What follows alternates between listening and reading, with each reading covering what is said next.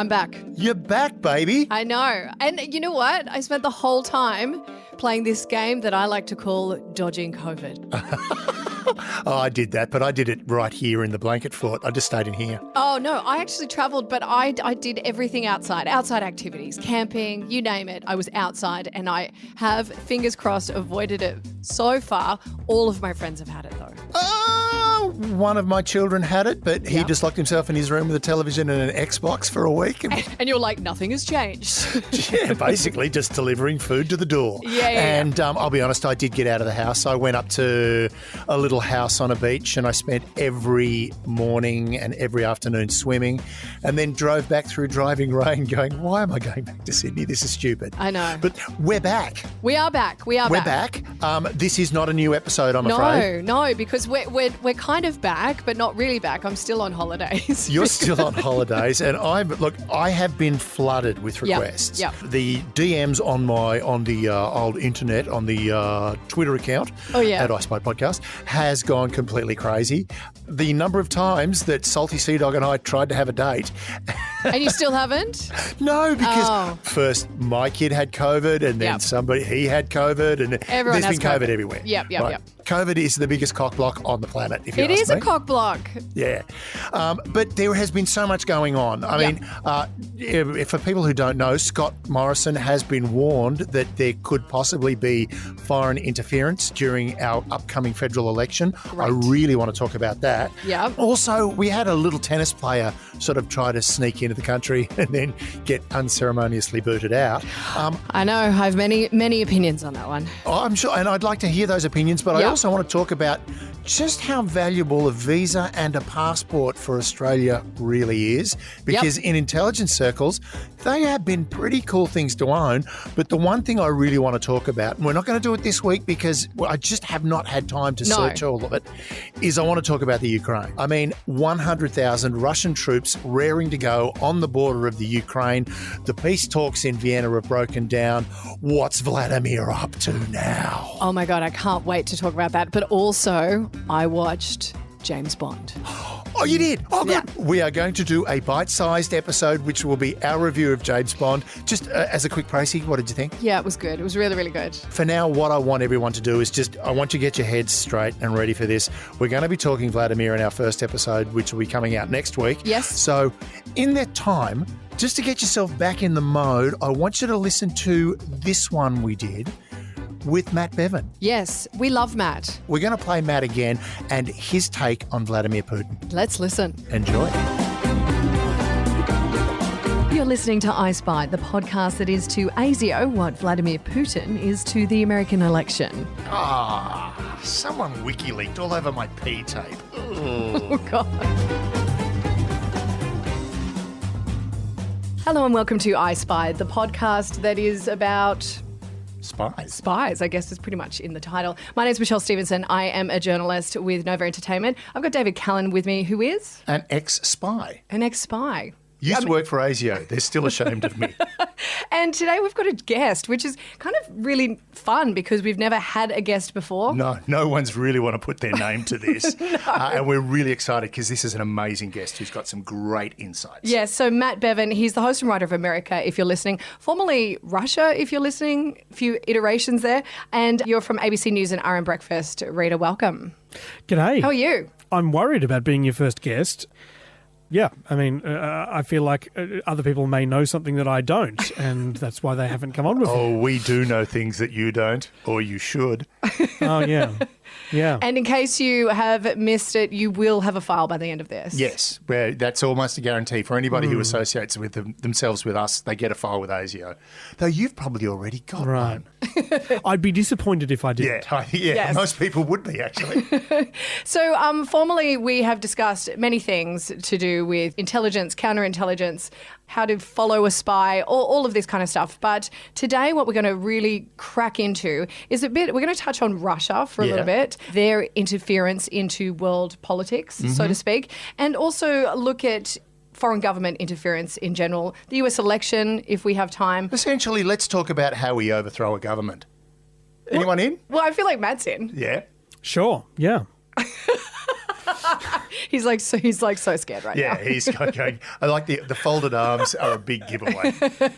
So you were touching on like the fall of the Berlin Wall. Yes. And you were at ASIO at that time. I was at ASIO when the Berlin Wall came down. You're welcome. And what was the perception? Because I know all this time, ASIO, their target was, essentially the Cold War. Almost 50% of the budget for ASIO was targeted at the Soviet threat, all right? And then suddenly the Soviet threat is kind of gone. Yeah. Perestroika, glasnost, all of that stuff was going on, but Eastern Europe was basically collapsing in on itself. And a lot of it was then throwing in with NATO. They all desperately wanted to go over to the West.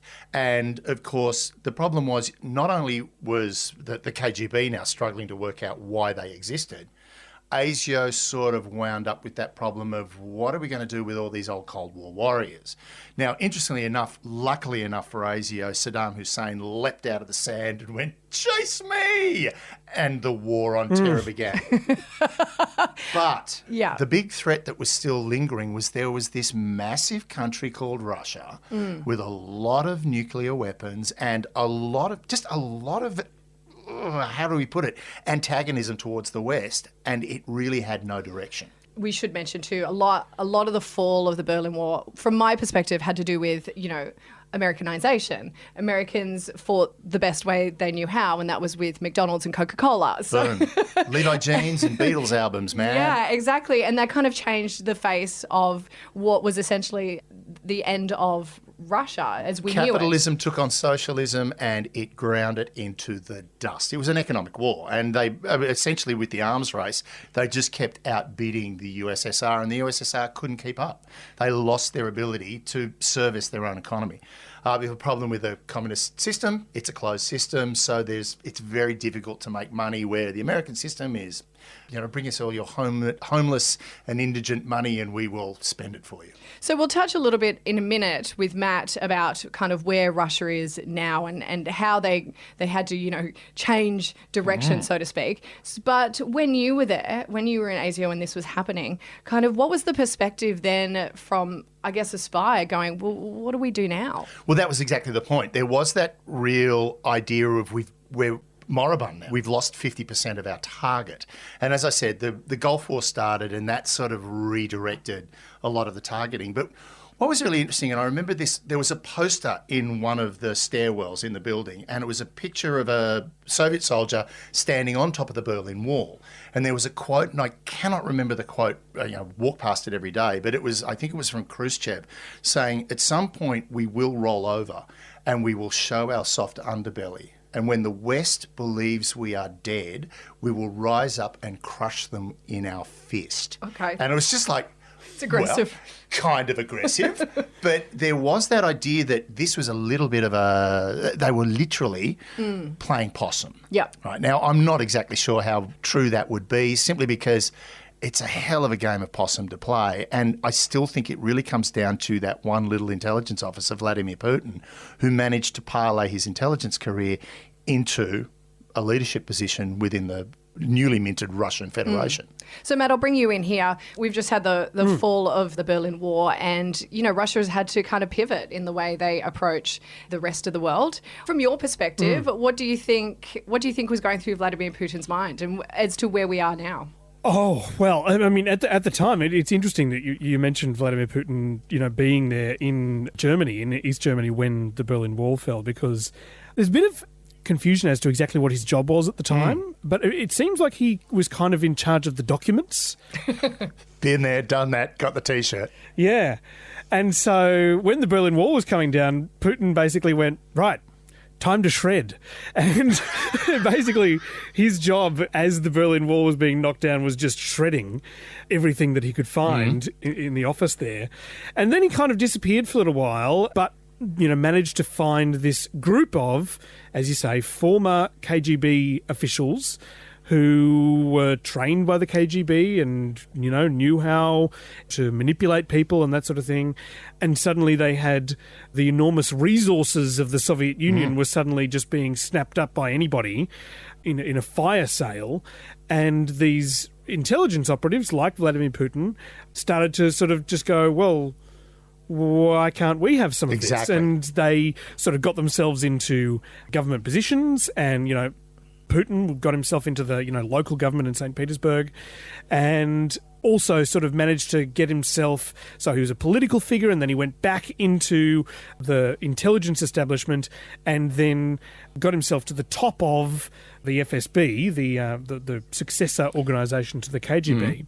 And then as Boris Yeltsin was starting to ail and be unable to sort of cope with the pressures of keeping up his presidential duties with also his duties to vodka, he sort of started looking for a successor, and they went through all these, they went through like 4 prime ministers in 18 months. And eventually Vladimir Putin became the prime minister, just kind of the wheel of fortune landed on him.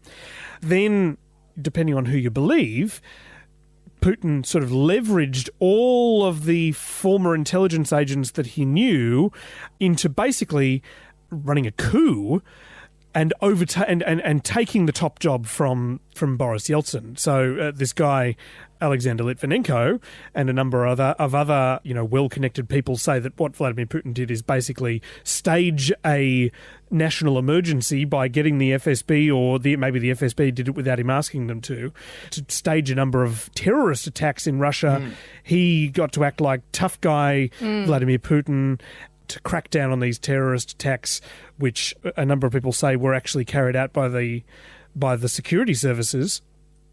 And then Boris Yeltsin on New Year's Eve resigned in this very sad in this speech in front of this very sad Christmas tree behind him. I don't know whether you remember that speech. I remember it really well, particularly because then Putin appeared next, and it was like you were looking into the cold, dark eyes of a shark. It really was. Oh, yeah. It was really quite spooky. Yeah.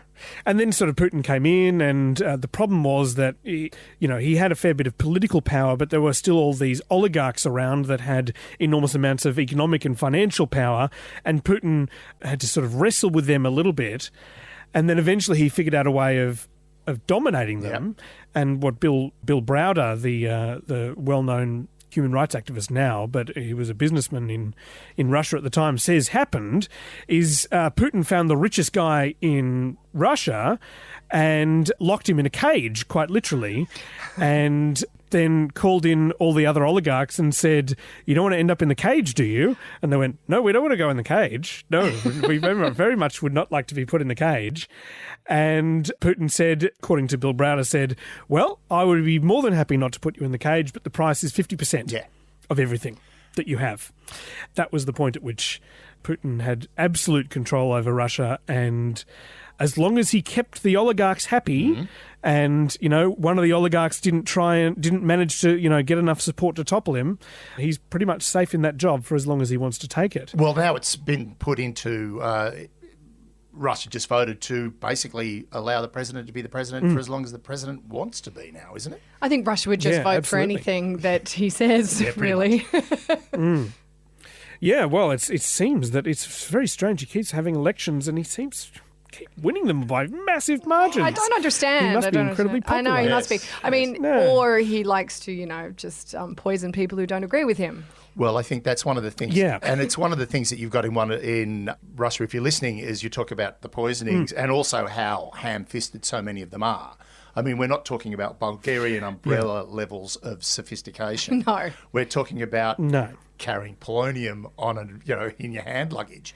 But I also think that a lot of that would be Putin basically going to anybody else that may be of any threat to him, look, if you do cross me, it's going to be public, it's going to be painful, and it's going to be permanent. And if it isn't permanent, it's just not going to be pleasant. No, there's no subtlety. He has no subtlety anymore. He's like, he can be subtle, but also when what he wants to do is send a message, he will make it as messy a message as possible so that nobody can possibly be mistaken about what the message is that he's sending. Now, at what part of being a spy trains you to take over a country? I mean, where, like I just would... I mean, I couldn't imagine you even taking over a shop. Look, I can barely take over my own home. No, so, I know. No, I think when you look at something like someone like Putin, he really had a very he was quite vengeful about what happened to him in East Germany, particularly when he basically had a battalion of tanks waiting to roll in. And when he contacted the tank commander went, I can't move without orders from Moscow. And Moscow's gone dark. Moscow wasn't talking to anybody. So essentially he felt abandoned. Right. Now, the other thing as well daddy is... issues. Daddy issues. Massive daddy issues. Boris, why don't you love me? I know. Now, what happened, I think, what happens when a government takes over another country or attempts to manipulate something? America was very good at it for a while, but it was always about military coups. What Vladimir Putin has done, and this is what's really impressive, is he's doing it with the internet. Yeah. He's basically weaponized social media, and he's using that to completely upset democratic process around the planet. Well, yeah. I mean, we saw it particularly with Facebook and then the former election. And Matt, you can speak to this a bit more. How do you suppose this came about? Because when we think of Vladimir Putin, we don't think of him as, a light-on kind of tech kind of person. How do you think it came about that there was this idea that, we're just going to mess in elections. We're going to do it via social media? Well, everyone sort of has this impression that it kind of came out of nowhere in 2016, but it really didn't. Russia had kind of like a test run back as early as 2007. They ran a massive cyber attack on their tiny neighbour of Estonia. Oh.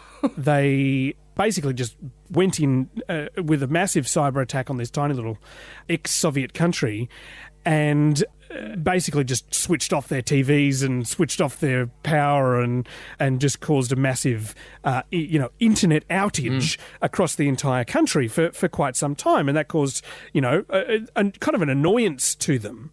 And that was basically over something as small as there was a movement in Estonia to remove a Soviet statue. Right. That's right. And yes. a Soviet war memorial. Yeah. And basically they went, we would really rather that you didn't do that, and had a go at this thing. And it wasn't particularly successful. I mean, it messed things up massively for Estonia for a few hours, but Estonia responded not by, coming into, closer to Russia's orbit. Estonia actually responded by becoming kind of the most advanced cyber secure country in Eastern Europe. They bulked up their cyber defences and tried to rebrand themselves rather than as Estonia as E-Stonia. Very cool. Very funny. I like it. I like it. And they did that, but that was all the way back in 2007, and that was just kind of Russia going, what happens if we do this?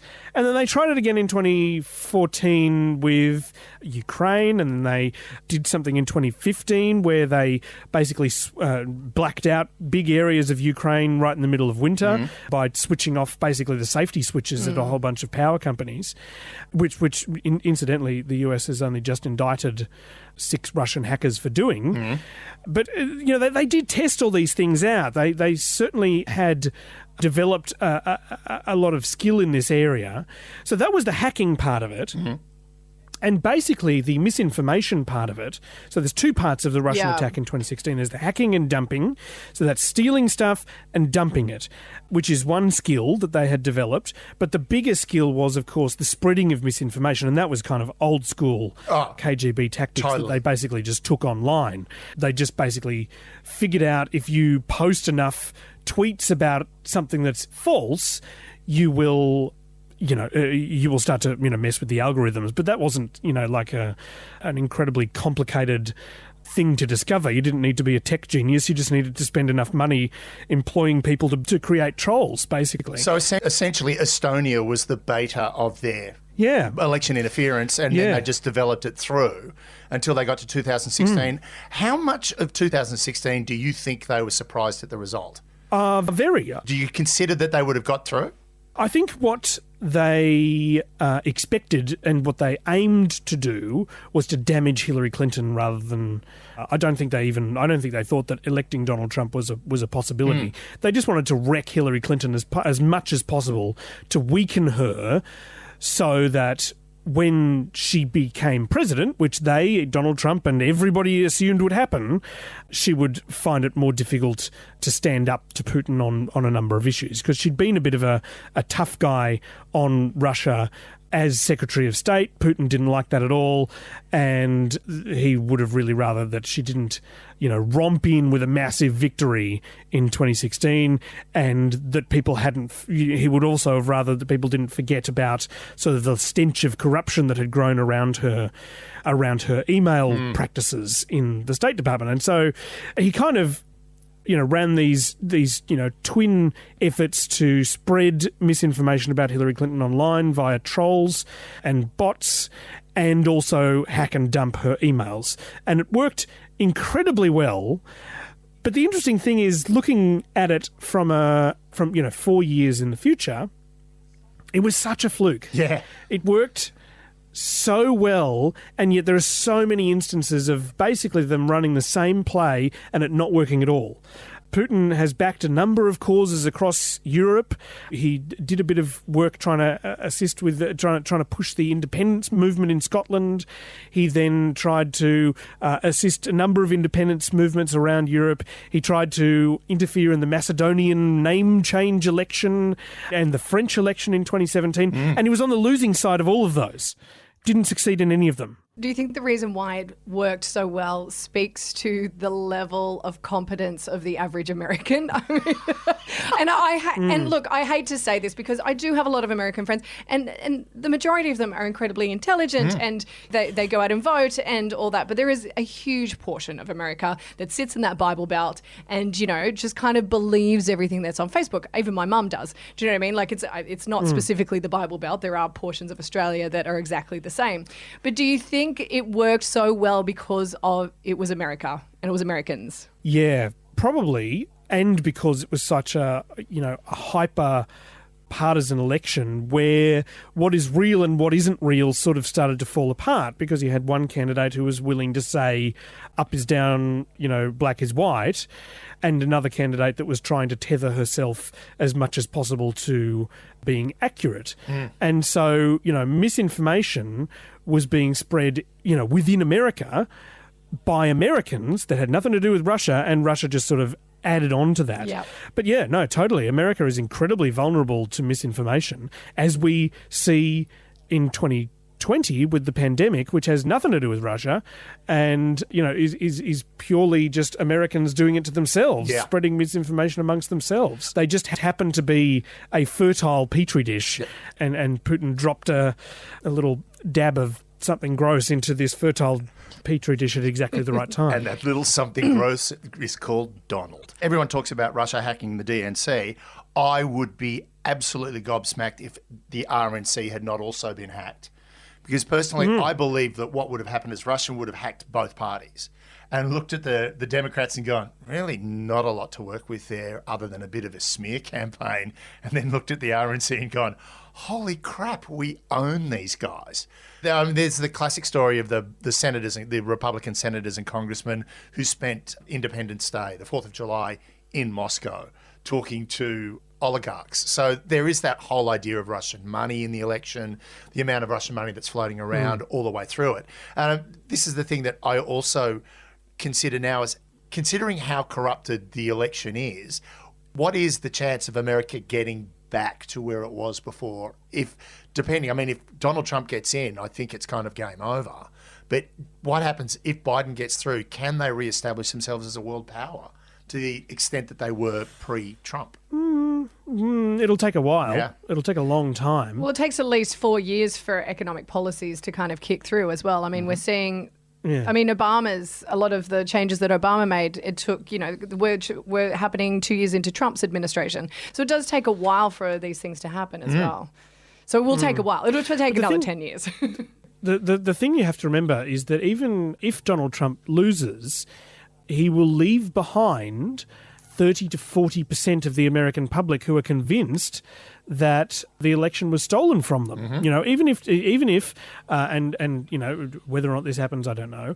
But if Donald Trump loses and then there is, against, what he's been threatening, a peaceful transition of power to Joe Biden, you're going to have this 30 to 40% of the American public who are furious about what has happened, thinks that they have been slighted, thinks they've been ripped off and robbed, and that their hero, Donald Trump, was taken down by the rigged Democrats. And division, I don't know how Joe Biden is going to be able to win those people back over and make them believe that really America is a country that works properly. And so you're going to end up with this country that continues to be massively divided. Only now the people who are angry, the people who are more susceptible to misinformation. And better armed. And also more armed, yes. Yeah, exactly. And when we think about, foreign government interference and spies and all of that, in some of your podcasts you spoke, we'll talk about the PP tapes, but how that came about. Are spies kind of integral to a lot of this stuff that's going on as well? Do we see Russian spies in America helping a lot of this collusion move forward? That's a really interesting point because, if you look at what happened with Edward Snowden, now lives in Moscow. Yeah. Right. Edward Snowden walked in and essentially plugged a hard drive into a communications nexus and downloaded a whole heap of information. A lot of intelligence was picked up by essentially what is now a defector. And then that gets permeated out through, say, WikiLeaks, or it's used by the Russian government through their intelligence agencies to recruit and or compromise various assets within the US, say the US government. So this is the thing. Yeah, your spies are integral to this kind of thing because intelligence gathering, getting the intelligence to use to compromise a target, that doesn't come easy. You can have a moment with, say, WikiLeaks, or you can have Snowden, but generally to find the really salacious stuff, and here we go to the PP tape, you need an intelligence officer to do that. So, Matt, I want to ask you this. Do you think the PP tapes exist? No. No, Really? I don't. Okay. Yeah. I just think it's salacious. Yeah, I don't think it's real. I think the argument that has been made by a number of people who've looked into it, that essentially a couple of different stories about Donald Trump attending a club in Las Vegas where there was a Golden Showers performance of some kind, and Donald Trump sort of being there in Moscow for the Miss Universe pageant in 2013. I think those two stories got mixed up somewhere and turned into one story which someone told Christopher Steele, and he wrote it down in his dossier. I don't believe that it is real and exists. So it's fake news. It's fake news. When you look at the colour of his skin, it's believable. But I believe it certainly is one of those stories that has been so embellished, and it's been handed down. It's hearsay. It's a hearsay story that's been passed down. There's no real evidence. There's no PP tape. I'd agree. Even Donald Trump isn't as stupid as to go, I'm going to get prostitutes to pee on the bed that Obama slept in, and I'm going to video it for all time. No, that's not going to happen. I think, honestly, the truly problematic stuff for Trump is the money. It's the money trial. The fact that he will not release his tax returns is very simply because there is so much information that is going to be compromising to him. So, yeah, I think the Steele dossier was just a way of, basically bringing up the unpleasant side of Donald Trump, and it's not like they really needed it. He sat in a bus and basically talked about grabbing people by the pussy. And that, again, that did nothing to harm him. So when we think about foreign interference, Russia, for example, colluding to try and, put Trump in power, what about the other side of things? What about if the English wanted to get Trump out? Because surely, Trump isn't a real asset for Europe. Is there kind of that on the other side? Is there a tussle there? I'm going to go to Matt on this one. I've got an idea. I don't think Boris Johnson would like to see him gone. I think there is, also I think for a lot of people, the fact that he's such a distraction could actually be an aid to them. But if you look at someone like Angela Merkel, if you look at the European Union, they're literally caught between a rock and a hard place. They've got Russia on one side and they've got what was meant to be their ally. And literally Merkel has gotten up and gone, we got to go on our own, guys. We can't rely on the US anymore. And I think that's really the crux of the matter, is the fact that Donald Trump has so destabilised one of the last great superpowers on the planet that Europe can't depend on this ally. And of course, while all this is going on, while we're talking about Europe and America and Russia. Sitting there on the coast of the Pacific Ocean is China, just biding its time. That's the real one. That's the end game in all intelligence, and the end game in all foreign affairs is China. But that's what I mean. Like, surely the English, as much as like Trump is destabilizing, you would see that China is sitting there biding its time. And like, when you talk about superpowers, I mean, who are you going to prefer, the Americans or the Chinese? I mean, that's up to personal opinion. But would you not see that, say, the British intelligence or any, Germans or whatever would be in some way trying to go, hang on, while the Russians are trying to keep Trump in, shouldn't we try and like even it out a bit? Well, by the sound of it, the American intelligence want to get rid of Trump. When you look at what the American intelligence are doing, they're like going, this guy, I mean, and he is vehemently opposed to American intelligence. To turn around after your intelligence organization has said, well, Russia interfered with our election. It's like, no, I asked the guy who organised it and he said he didn't do it. It's like, come on. Yes. So I think, I think there are intelligence agencies out there that would definitely like to get rid of Trump. Yeah, and what's your thought on that, Matt? I think the big difference is that Russia doesn't care if we know what they did. Because for Putin, domestically, the idea that he, has managed to interfere with an American election, and that that he has the American president as a puppet, as he's the puppet master to the American president. Whether that is true or not, that is what is being spread on Russian state television constantly. It is a benefit to him to be seen that way, whether it's true or not. But the ramifications for an American ally, be it Germany or the UK or Canada or us, if they were caught doing that, would be so catastrophic for that country. Yes, that I can't imagine that they would try it, no matter how much they want it to happen. Even if they do, I cannot imagine that they would risk it. No. Because it would just be such imagine the ramifications if the UK or if Germany were to go, we're going to, surreptitiously back Joe Biden and send our intelligence agents to do that, and then Joe Biden was to lose. And then it was to come out that Germany had legitimately done this, that would just be utterly catastrophic for them. Yeah, absolutely. But we're talking about Russia a lot and their interference. What about China? Does China...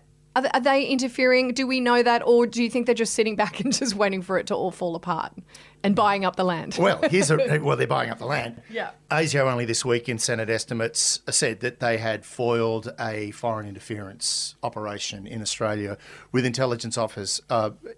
intelligence officers and local assets involved. No countries are named. You can be pretty much assured it was China. Right. All right. China has, we have examples of our politicians being compromised by the Chinese. Yes, of course they want to influence our country. I mean, that's the end game. And again, going back to the Russian thing, Putin got the ultimate in penetration. He got the leader of a nation essentially to look like he's been compromised and in his pocket, right? That's what you want to do. If you're trying to get into an organisation, you want to get into a terrorist group, you want to get into a political group, you want to get a recruit in there and then assist them climbing the tree. I mean, it's the classic example of a young guy being asked to join the Communist Party to be our eyes and ears. And then he said, look, they want to make me the head of the cadre. And they like, ASIO were like, go, keep going. That's great. We think it's fantastic. And then they just kept pushing that along. That's what you'd have with China. China are definitely involved in foreign interference, but they're a lot more subtle. And the other thing about China is that their motivations are a lot more sophisticated as well. What Putin wants is simply for him personally to stay in power. And he does that by wrecking up other countries and by seeming like this all-powerful strongman to his own people. Whereas Xi Jinping doesn't care about that.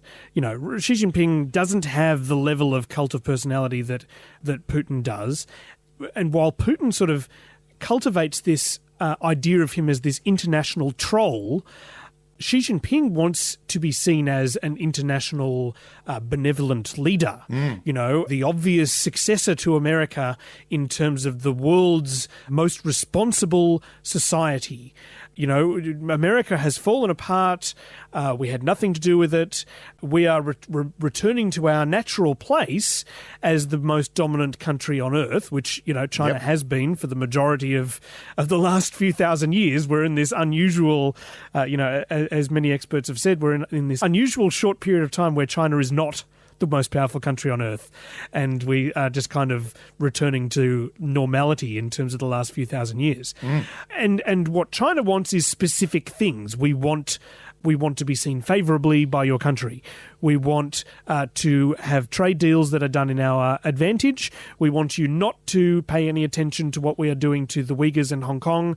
We want you to stop harassing us in the South China Sea. It's not, we want your country to fall apart, Well, we don't want our market to disappear. Essentially, totally, absolutely. If your country falls apart, we can't sell, our genes to you. So please stay together and do what we tell you to do. Yeah. What do you suppose is the relationship, if any, between China and Russia? Because you don't really see them ever on the global stage much. Oh, yes, you do. Yes, you do. Well, I guess not taking photos. Well, no, they do. I don't know whether it happened this year, but Vladimir Putin made a habit for a few years of being in Beijing for Xi Jinping's birthday every year. Wow. Birthday buddies. Yeah, birthday buddies. He was there, and he would be there, and he'd meet with him, and he'd go, happy birthday, and all that sort of thing. As a show of the personal relationship between the two men. And while I guess at the moment they sort of have they are kind of aligned to a certain extent on a number of issues. At some point, when China kind of inevitably overtakes the US as the dominant power in their part of the world, then you might start to see a bit of a problem between the two of them. But I guess the thing is that with China, everything is a very long-term game. Whereas with America, everything is about 4 years' time, and with Russia, everything is about just Vladimir Putin's lifetime. 15 minutes, I think. Vladimir Putin cares that much. Yeah. Yeah. Vladimir Putin doesn't care too much what happens after he's gone. He just cares what happens while he's here. Whereas Xi Jinping does care what happens after he is gone and after his grandchildren are gone. It's the generational thinking of China. Yeah. Yeah, China has a strategy for what the world is going to look like in 2100, whereas Donald Trump doesn't have a strategy for what the world is going to look like in 2022. Yeah, and with all this going on, I guess just lastly, I just want to ask both of you, where does Australia fit into any of this, if anything? How do we kind of sit into these powers kind of playing out? Okay. You get a piece of bread and then you get another piece of bread. There's a thing you put in the middle called meat. Yeah. That's what we are. We're a very, very small nation population-wise. We're a surprisingly wealthy nation population-wise. We've got a crap ton of resources down here, and we have one of the smallest standing armies on the planet. For a country this rich, that's why we're spending so much money on submarines and F-35s and all this stuff, is because we are wide open.